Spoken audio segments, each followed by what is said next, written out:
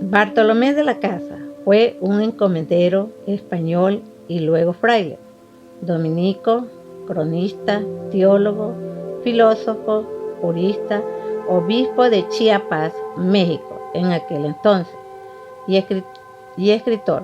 A los 30 años renunció públicamente a los repartimientos y encomiendas de India que había explotado, y desde entonces se dedicó a defenderlo. Por tal razón se le conoce como el principal defensor de los indígenas, y fue nombrado procurador o protector universal de todos los indios de la India hispánica, lo que se ve opacado por favorecer la introducción de esclavos negros y sustitución de trabajos de los indios. De acuerdo con Antonio de Remesal, su primer biógrafo, Bartolomé de las Casas, nació en Sevilla en 1474. Sin embargo, las investigaciones de Helen Rand y Harold E. en 1976 determinaron que la fecha más probable de su nacimiento fue el 11 de noviembre de 1484 en Triana, Sevilla. Cursó sus estudios primarios probablemente en el Colegio de San Miguel, y sus primeros contactos con la vida de los religiosos debieron ser cuando visitaba a su tía Juana, que era monja en el monasterio de Santa María de las Dueñas. Posiblemente en 1490 fue a estudiar ambos derechos, canónico y estatal, a la Universidad de Salamanca.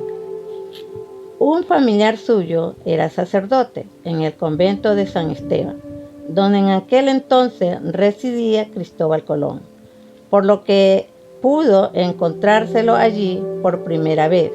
Colón también era una persona que había pasado largas temporadas en Sevilla, ciudad natal de Bartolomé. El padre de Bartolomé, el comerciante Pedro de las Casas, decidió, junto con su hermano Francisco de Peñalosa, embarcar con Colón rumbo a las Indias para su segundo viaje. Cuando la expedición regresó, trajo 600 indios y el padre le regaló uno a su hijo Bartolomé para que le sirviera.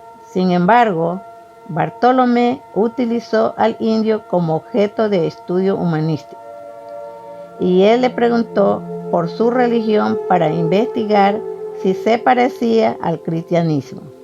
Alrededor de 1500, Bartolomé terminó sus estudios en Salamanca y consiguió una plaza como doctrinero en una expedición a las Indias que partió del puerto de San Lucas. El 13 de febrero de 1502, para algunos historiadores, esto lo hizo para hacer mérito para ser fraile, y para otros lo hizo para atender los negocios de terrateniente. Su padre había dejado en el Caribe.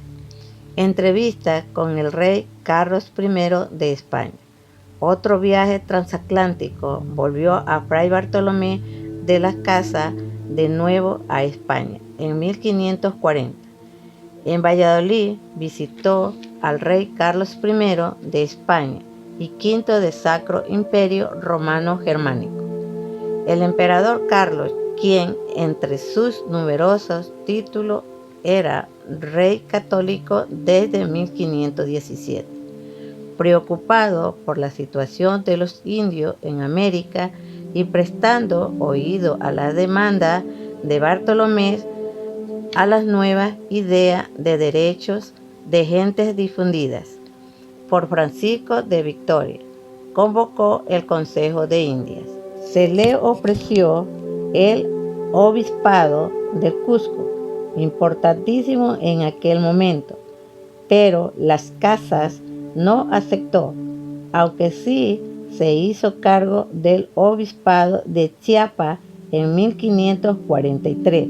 Fue consagrado obispo de Chiapa en el antiguo convento dominico de San Pablo, en Sevilla, actual iglesia de la Magdalena, el 30 de marzo, domingo de Pasión de 1544.